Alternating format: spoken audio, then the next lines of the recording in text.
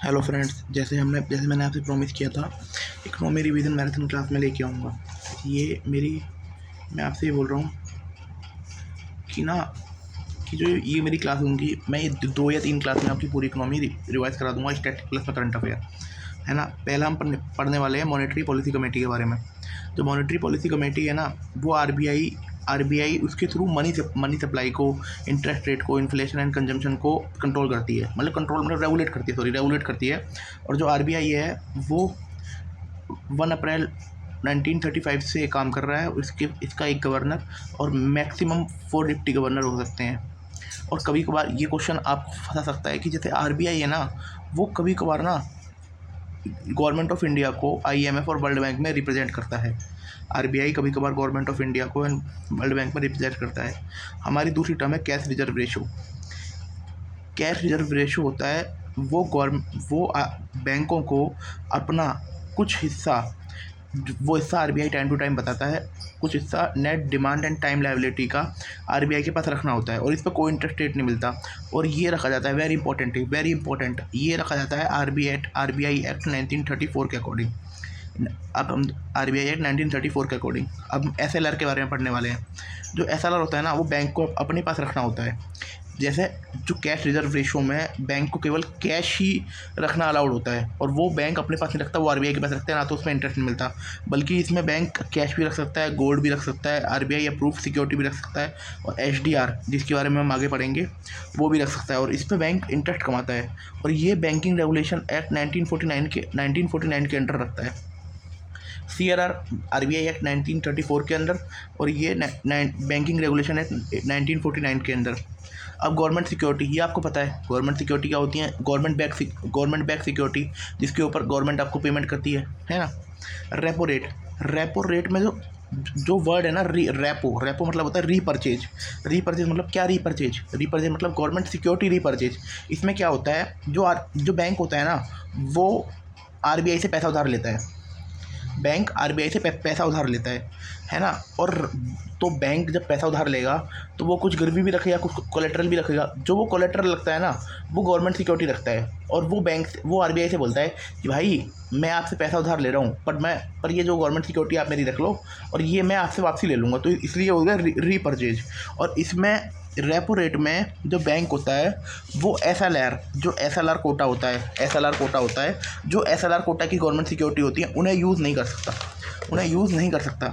और ऐसा ही रेपो का उल्टा होता है, रिवर्स रेपो रेट। इसमें क्या होता है, बैंक के पास जो एक्स्ट्रा फंड होता है ना, वो आरबीआई के पास पार्क करते हैं। बैंक के पास जो एक्स्ट्रा फंड होता है, वो आरबीआई के पास पार्क करते हैं।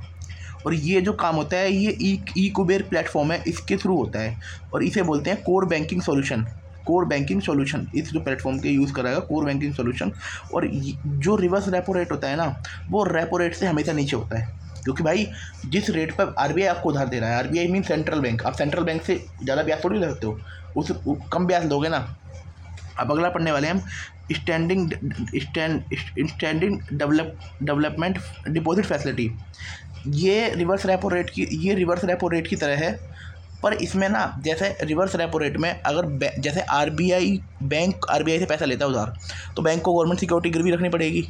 पर क्या हुआ, जो ये स्टैंडिंग डेवलपमेंट फैसिलिटी है, इसमें आरबीआई को बैंक के पास कोई गवर्नमेंट सिक्योरिटी गिरवी रखने की जरूरत नहीं। क्योंकि यार, बैंक वो तो आरबीआई है ना, वो थोड़ी डूबेगा। जब वो डूब जाएगा, फिर तो मामले खत्म हो जाएगा ना। ये 2019 में लाया गया था, 18-19 में। पर इसे 2021 में लागू किया गया। अब एक होता है LAF कॉरिडोर। इसे हम रेट कॉरिडोर भी बोलते हैं।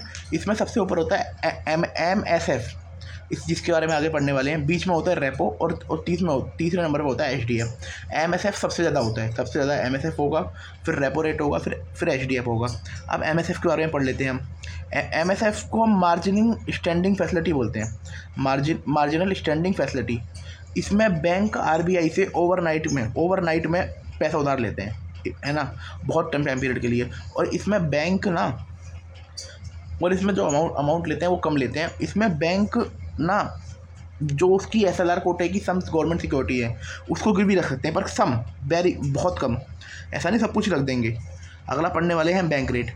बैंक रेट होता है लॉन्ग टर्म। जो बैंक आरबीआई से लॉन्ग टर्म लोन लेते हैं ना, वो बैंक रेट पे लेते हैं। इसमें बैंक को कोई कोलेटरल गिरवी रखने की ज़रूरत नहीं होती। आपने अक्सर एक वर्ड सुना होगा डॉविश मॉनेटरी पॉलिसी, है ना, या फिर हॉकिश मॉनेटरी पॉलिसी। जो डॉविश मतलब होता है ना, डॉविश मतलब होता है इजी मॉनेटरी पॉलिसी। इसमें क्या होता है, आरबीआई अपने रेट्स को कम रखता है, आरबीआई अपने रेट्स को कम रखता है, तो इसे बोलते हैं डॉविश मनी पॉलिसी। और ऐसे ही जो हॉकिश होता है ना, हॉकिश डॉविश से उल्टा होता है, हॉकिश डॉविश से उल्टा होता है। इसमें आरबीआई जो आरबीआई के जितने भी रेट्स हैं, आरबीआई के जितने भी रेट्स हैं वो उनको हाई रखता है। और चीप मनी पॉलिसी, जो आप वर्ड से ही समझ रहे हो, चीप मनी पॉलिसी में आरबीआई अपने रेट्स को कम रखता है, और डियर मनी पॉलिसी में आरबीआई अपने रेट्स को ज़्यादा रखता है। ओपन मार्केट ऑपरेशन ऐसा होता है जिसमें आरबीआई बैंकों को गवर्नमेंट सिक्योरिटी बेचता है या ख़रीदता है। अब लॉन्ग टर्म रेपो ऑपरेशन ये 1 से 3 साल के लिए होते हैं। 2020 में आए थे। ये आरबीआई को ये बोलते हैं कि भाई आप एक काम करो, लंबे समय के लिए बैंकों को लोन दो। कोविड-19 के टाइम पे ना एनिमल स्पिरिट नहीं थी, मार्केट में पैसा नहीं था, तो गवर्नमेंट का तो पहला ध्यान था कि किसी भी तरीके से हमारी इकोनॉमी रिसेशन में ना चले जाए। इसलिए आरबीआई को या बैंक ने झड़ किया या आरबीआई ने झड़ किया कि पहला हमारा टारगेट होना चाहिए जीडीपी को बढ़ाना। तो इसलिए आरबीआई को बोला गया कि भाई बैंकों को लोन बांटो आप। अब एक सुन लो आप, targeted LTROs, targeted long term repo rate, ये सिस्टम होता है। इसमें केवल जो आरबीआई पैसा बांटता है वो केवल टारगेटेड बैंक को बांटता है, कि मतलब जो केवल उस क्षेत्र में काम कर रहे हैं। ये हमने पढ़े क्वांटिटेटिव टूल। अब आप पढ़ लो क्वालिटेटिव टूल। क्वालिटेटिव में टूल्स में पहला है मॉरल सुएसेशन। जैसे इसमें केवल आरबीआई एडवाइस दे सकता है ना, इनफॉर्मल रूप से आरबीआई एडवाइस दे सकता है। अगला फिर इसका अगला है क्रेडिट राशनिंग में होता है आरबीआई बैंकों को मैंडेटरी रूप से बोल सकता है कि भाई जो हम ये पैसा दे रहे हैं ना, जो आप पैसा लोन में दोगे वो आपको इस एरिया में पैसा लोन में देना ही पड़ेगा, या वो स्पेसिफिक परसेंटेज बता देते हैं कि इस परसेंटेज बता देते हैं कि आपको इस सेक्टर में लोन देना ही पड़ेगा। अगला होता है मार्जिन रिक्वायरमेंट। इसमें क्या होता है, लोन टू वैल्यू राशन। इसमें ये होता है कि आरबीआई बैंक से बोल देता है कि भाई अगर आप 100 रुपये का लोन देने के लिए 100 रुपये की संपत्ति गिरवी रखते हो या 100 रुपये का कोलेटरल गिरवी रखते हो, एक काम करो 120 का गिरवी रखो, है ना। और उसके अगला है डायरेक्ट एक्शन। इसमें अगर कोई फिर भी आरबीआई की बात नहीं मानता तो आरबीआई पेनल्टी लगाता है, लाइसेंस कैंसिल कर देता है। इसका हमने प्रत्यक्ष रूप से उदाहरण अभी पेटीएम के साथ देखा है। अगला है कंज्यूमर क्रेडिट। ये होता है कि आरबीआई बोल देता है कि जो कंज्यूमर के गुड्स हैं आप उनके लिए ज़्यादा लोन दो। उससे अब हम पढ़ने वाले मॉनेटरी पॉलिसी कमेटी के बारे में। वेरी इंपॉर्टेंट है, तीन बार क्वेश्चन पूछ रखा है ना। 2016 में आया था। 6 मेंबर होते हैं, 3 आरबीआई के होते हैं और तीन गवर्नमेंट के होते हैं। जो 3 आरबीआई के होते हैं उसमें से एक आरबीआई के गवर्नर होते हैं, एक डिप्टी गवर्नर होते हैं। फैसला मेजोरिटी से लेते हैं, पर अगर फैसला टाई हो जाए तो आरबीआई गवर्नर के पास कास्टिंग वोट होती है। मिनिमम 1 साल में 4 बार मिलते हैं। इन्फ्लेशन टारगेटिंग करते हैं, जो इन्फ्लेशन को कंट्रोल करते हैं। ये मेनली रेपो रेट पे ध्यान देते हैं, मेनली ध्यान देते हैं रेपो रेट पे।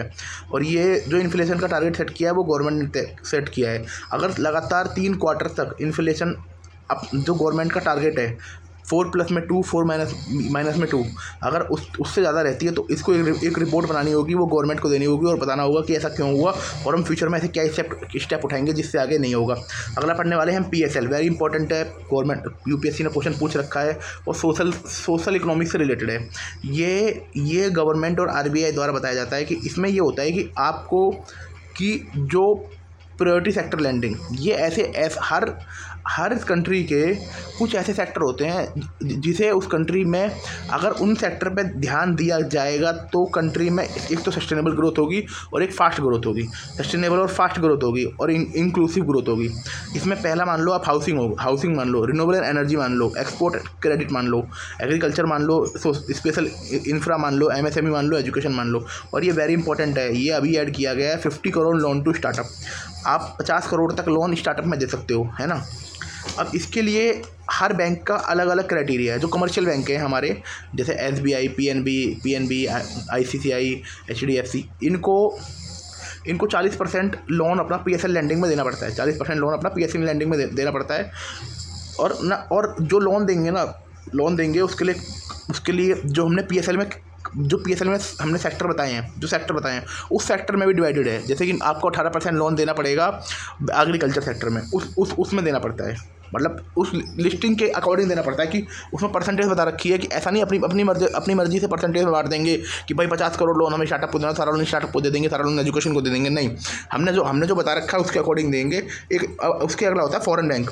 फॉरेन बैंक भी 2 टाइप के हैं। एक फॉरेन बैंक हो गया जिसकी 20 ब्रांच है, जिसकी 20 से ज़्यादा ब्रांच है, उसको तो भाई लिस्टिंग सेक्टर के अकॉर्डिंग देना पड़ेगा, जो लिस्ट बता रखी है उसके अकॉर्डिंग देना पड़ेगा। और एक वो बेंच होते हैं, एक वो बैंक होते हैं फॉरेन बैंक जिनकी 20 से कम ब्रांच है, वो लिस्टिंग सेक्टर के अकॉर्डिंग नहीं दे सकते, पर दोनों को 40-40 देना पड़ेगा। जो रीजनल रूरल बैंक होते हैं 75 देना पड़ेगा, स्मॉल फाइनेंशियल बैंक को 75% देना पड़ेगा, और प्राइमरी अर्बन कोऑपरेटिव को भी 75% देना पड़ेगा। एक होती है प्रायोरिटी सेक्टर लैंडिंग सर्टिफिकेट। अगर मान लो कोई बैंक को जो वो टारगेट दिए गए वो पूरा नहीं कर पाया, तो उस बैंक के पास 2 रास्ते होते हैं। पहला रास्ता होता है वो ई कुबेर जो प्लेटफॉर्म है RBI का, उसके माध्यम से PSL सर्टिफिकेट खरीद सकता है। PSL सर्टिफिकेट खरीद सकता है। एक सर्टिफिकेट 25 लाख रुपए का है। अगर मान लो उसको सर्टिफिकेट नहीं लेना, तो वो लॉन्ग टर्म प्रोजेक्ट में पैसा लगा सकता है ना। लॉन्ग टर्म प्रोजेक्ट में पैसा लगा दो, पर उसके लिए उस पर उसे इंटरेस्ट मिलेगा। एग्जाम्पल हो गया rural infra development fund NABARD का। अब सुन लो लैंडिंग रेट। करंटली हम जो लैंडिंग रेट फॉलो कर रहे हैं ना, वो एक्सटर्नल बेंचमार्क लैंडिंग रेट है। पहले क्या होता था, मान लो गवर्नमेंट का मन करा कि भाई एक काम करते हैं, रेपो रेट कम करते हैं और मार्केट में अब पैसा लगाते हैं। मार्केट में हम कोशिश करते हैं कि हमारी मार्केट में बिजनेसमैन पैसा लें, उधार लें और GDP आगे बढ़े। रेपो रेट कम करते हैं। तो बैंक क्या करते थे, बैंक को दिख रहा है कि भाई मार्केट में डिमांड है ऑलरेडी, तो बैंक अपना रेपो रेट कम नहीं करते थे। बैंक सोचते रहे लोग तो पैसा लेंगे भाई, बैंक करते रहे लोग तो पैसा लेंगे, तो वो RBI की पॉलिसी के अकॉर्डिंग अपना रेपो रेट कम नहीं करते थे, बस थोड़ा बहुत कम कर लेते थे। फिर क्या हुआ, 2019 में आया एक्सटर्नल बेंचमार्क लैंडिंग। बैंकों को ना बेंचमार्क चुन लेना पड़ता है। क्या वो रेपो रेट चुन लो, या फिर आप 3 मंथ ट्रेजरी बिल चुन लो, ट्रेजरी बिल यील्ड, या फिर financial benchmark India private limited का कोई भी टारगेटेड बेंचमार्क सुन लो। आपको उसके अकॉर्डिंग आपको उसमें लोन देना पड़ेगा।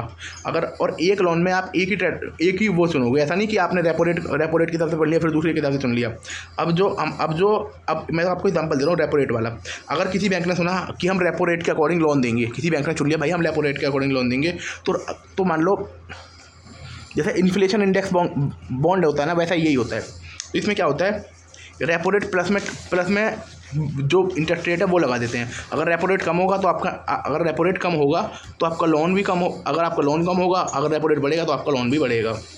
अब मनी सप्लाई चुन लो। मनी सप्लाई के लिए ना RBI ने ना क्या बना रखा है, RBI ने चार कैटेगरी में डिवाइड कर रखा है, M1, M2, M3। जो M1 होता है ना, M1 में 2 चीज़ें आती हैं। M1 में 2 चीज़ें आती हैं और ये मोस्ट लिक्विड होता है। एक तो करेंसी जो जितना भी पैसा पब्लिक के पास में है, पब्लिक के हाथ में है, और दूसरा जो डिमांड डिपॉजिट बैंकों में है। अब M2 में आता है पब्लिक के हाथ में, जो ये मोस्ट लिक्विड होता है। मोस्ट लिक्विड भाई जो डिमांड डिपॉजिट जब आपका मन करा जब निकाल लो, जब लोगों के पास है जब निकाल दो। और इसे हम नैरो मनी के नाम से जानते हैं, क्योंकि नैरो बहुत कम मनी कैलकुलेट कर रहे हैं ना हम, ज़्यादा मनी कैलकुलेट कर रहे हैं, नैरो मनी कैलकुलेट कर रहे हैं। और तुम्हारा M2 हो गया। M2 में ये होता है कि currency and coinage in public, जो पब्लिक में करेंसी एंड कॉइनेज है, और demand deposit in post office and demand deposit in bank. ये आ गया। इसमें दोनों में डिमांड डिपॉजिट है ना, पर पैसे का वो बड़ा, लेकिन डिमांड डिपॉजिट दोनों में। और तीसरा हो गया M3 में पोस्ट ऑफिस को काउंट नहीं करते, केवल बैंक को काउंट करते हैं कि टाइम एंड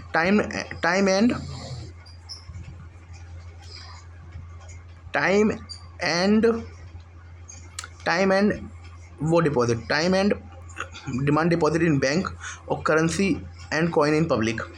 M4 में हम सबको काउंट कर लेते हैं। जो M4 होता है वो हार्ड लिक्विड है, हार्ड वो होता है, मतलब बहुत जैसे मोस्ट लिक्विड होता है ये ये मोस्ट से अपोजिट वो होता है। M1 और M2 को नैरो मनी बोलते हैं, M3 और M4 को ब्रॉड मनी बोलते हैं। मोस्ट लिक्विड होता है M1, लीस्ट लिक्विड होता है M4। अगर आपको M3 निकालना है तो आपको गवर्नमेंट RBI या सबसे ज़्यादा M3 को देखती है। अगर आपको M3 निकालना है तो आपको M1 प्लस में टाइम डिपॉजिट कर देना पड़ेगा। और इसमें इंटर बैंक डिपॉजिट को ध्यान में नहीं रखा जाता है, जो इंटर बैंक डिपॉजिट है उसको ध्यान में नहीं रखा जाता। अब हम पढ़ने वाले हैं M4 में जितनी भी RBI की लायबिलिटीज होती है ना, हम उनको ध्यान देते हैं। इसे हाई पावर मनी या मॉनेटरी बेस भी कहते हैं। इसमें आपका पहला हो गया coin and currency in public, क्योंकि जो वो कॉइन एंड करेंसी है ना, उसकी जिम्मेदारी किसकी? RBI की। हम कैसे भरोसा कर रहे हैं उस नोट पर? RBI के अकॉर्डिंग तो भरोसा कर रहे हैं। अगर कोई भी जो बच्चों के खेलने वाले नोट होते हैं उन पर नहीं लिखा होता ना कि मैं धारक को विश्वास दिलाता हूँ कि मैं ये इतने रुपये आपको दूंगा। और एक होता है held by other bank in vault. अब बैंक अपना पैसा भी तो RBI में रखते हैं, वो भी RBI की लायबिलिटी है। और अदर डिपॉजिट इन RBI। अब हम पढ़ने वाले मनी मल्टीप्लायर। मनी मल्टीप्लायर होता है कि आप कितना परसेंट पैसा मार्केट में चल रहा है, कितना परसेंट किसी ने 1 रुपया खर्च किया तो उससे कितना परसेंट पैसा मार्केट में चल रहा है। जितनी लोगों की मनी हैबिट बढ़ेगी, बैंकिंग हैबिट बढ़ेगी ना, उतना मनी मल्टीप्लायर बढ़ेगा। लोग क्या करते थे पुराने, जैसे अब जो गवर्नमेंट लेके आई है सॉवरन गोल्ड बॉन्ड लेके आई है। अब हमारे इंडिया में कोई भी फंक्शन में या किसी में, हमारे इंडिया में हाउस में या कंज्यूमर हो गया, वो हाउस होल्ड सेक्टर हो गया, वो गोल्ड खरीद लेता है। पर वो गोल्ड अपने घर में संभाल कर रख लेता है ना, तो वो गोल्ड मार्केट में घूम रहा, अपने घर में संभाल कर रख लिया, वो गोल्ड मार्केट में नहीं है। और गवर्नमेंट को गोल्ड इंपोर्ट करना पड़ता है। गवर्नमेंट सोवरेन गोल्ड बॉन्ड लेके आई है, 8 साल के लिए लेके आई है। गवर्नमेंट ने बोला कि भाई एक काम करो, जितना गोल्ड है ना आप उतने का बॉन्ड खरीद लो, जितने का रेट होगा उतने का आपको मिल जाएगा। ऐसे ही ये होता है बैंकिंग हैबिट इंक्रीज़ होगी, मनी मल्टीप्लायर बढ़ेगा। अब रिजर्व रेशो होते हैं जिसमें CLR और SLR होता है, अगर वो बढ़ेगा तो मनी मल्टीप्लायर कम होगा, अगर वो कम होगा तो मनी मल्टीप्लायर बढ़ेगा। करेंसी डिपॉजिट रेशो, इसमें अगर ये हमें निकालना है तो इसके लिए पहले हमें जो करेंसी लोगों के पास जितना पैसा है और बैंक में जितना डिपॉजिट है उसको ऐसा करना पड़ेगा। फिर रिजर्व डिपॉजिट रेशो, इसमें ये होता है कि बैंक का रिजर्व कितना है और तुम्हारा deposit of bank in people कितना है। अब मार्केट स्टेबलाइजेशन स्कीम सुन लो। अब क्या करती है, मान लो किसी कारणवश गवर्नमेंट ने पैसा बहुत घूम रहा है, अगर कोई भी कारण के कारण पैसा मार्केट में बहुत घूम रहा है तो RBI क्या करेगा, तो इसे स्टेबलाइजेशन भी बोलते हैं। 2023 के PT में आया था ये। RBI क्या कर लेगा, लिक्विडिटी को ना सोख लेगा, इसके लिए वो गवर्नमेंट सिक्योरिटी बेचेगा। एक होता है फिएट मनी होता है जिसके पीछे किसी की बैकिंग हो, ये physical form of coin, currency या डिजिटल कॉइन होता है, जिसके पीछे किसी की बैकिंग होगी उसे फिएट मनी बोलते हैं। एक होता है लीगल टेंडर, कि जिसे लेने के लिए आप बाध्य हो, जिसके पीछे लीगल बैकिंग हो, जिसे लेने के लिए आप बाध्य हो। ये लिमिटेड और अनलिमिटेड 2 टाइप के होते हैं। आप मान लीजिए 2000 का नोट फिएट मनी है पर वो लीगल टेंडर नहीं है। कॉइनेज एक्ट 2011 के अंदर government issue all coin, government 1000 रुपये तक कोई भी कॉइन इशू कर सकती है। और 1 रुपया कॉइन फाइनेंस सेक्रेटरी इशू करता है। 1 रुपये का नोट फाइनेंस सेक्रेटरी इशू करता है। एक सुन लो आप, कोर बैंकिंग सॉल्यूशन को वेरी इंपॉर्टेंट है ये, इस पर भी क्वेश्चन पूछ सकता है। एक बार में जितनी भी ब्रांच है ना, मान लो मेरा खाता पंजाब नेशनल बैंक में, मेरा bank account Punjab national bank में, कोई नांगलोई में है, कोई बिहार में है, कोई यूपी में है, ये सारी ब्रांच एक दूसरे से रियल टाइम में कनेक्ट होंगी। अगर मैं किसी भी ब्रांच में जाके अपनी इन्फॉर्मेशन डालता हूँ अकाउंट की, तो मेरी इन्फॉर्मेशन वहाँ पे आ जाएगी, पासबुक की इन्फॉर्मेशन, जो भी मेरी इन्फॉर्मेशन है, जो भी कार्ड की इन्फॉर्मेशन है, मेरी वहाँ पर आ जाएगी। तो इसे बोलते हैं कोर बैंकिंग सॉल्यूशन। अब सुन लो ट्रांजिशन, ये EPFO में पूछ रखा है। एक होता है निफ्ट, एक होता है RTGS, एक होता है इमीडिएट मोड पेमेंट सिस्टम। तो निफ्ट एंड RTGS है वो RBI का है, और जो ये IMPS है तुम्हारा, ये NPCI का है। जो निफ्ट हो गया ना, निफ्ट में 30 मिनट करके जितनी भी पेमेंट होंगी उनकी सबकी पेमेंट एक साथ कर दी जाएगी। RTGS में रियल टाइम है, इमीडिएट पेमेंट में भी रियल टाइम है, 24/7 सारे चलते हैं। जो निफ्ट होता है और जो निफ्ट है और IMP है, ये केवल बिजनेसमैन की नहीं, निफ्ट एंड IMP में ये केवल, जो निफ्ट एंड IMP है ये केवल रिटेल के लिए है, और जो RTGS है वो बिजनेसमैन के लिए है। तीनों पे नो चार्ज लगता है, पर जो IMPS है उस पर स्मॉल चार्ज लगता है। जो निफ्ट है, निफ्ट में तीनों में दोनों में जो IMPS है और जो RTGS है, जो IMPS है जो RTGS है, मैं बताऊँ आपको, इनकी कोई लिमिट नहीं है 5 लाख तक। इनकी आरटीजीएस और निफ्ट की कोई लिमिट नहीं है, जितनी मर्जी पेमेंट कर दो। और आईएमपीएस की 5 लाख तक लिमिट है। मिनिमम कर सकते हो आप निफ्ट से 1 रुपये की और आईएमपीएस से 1 रुपये की, आरटीजीएस से 2 लाख रुपये की, है ना। बस अब हम एनपीसीआई के बारे में पढ़ने वाले हैं। यूपीएससी क्वेश्चन पूछ सकती है, 2008 में बना है। Company and payment settlement act के अंदर, और नॉन प्रॉफिट कंपनी है अंडर कंपनीज एक्ट 2013। इसके काम सुन लो, फंक्शन सुन लो। भीम ऐप, यूपीआई, रुपे, नाच, आईएमपीएस, फास्टैग, आधार इनेबल पेमेंट सिस्टम, भीम आधार, ये सब इसके काम है।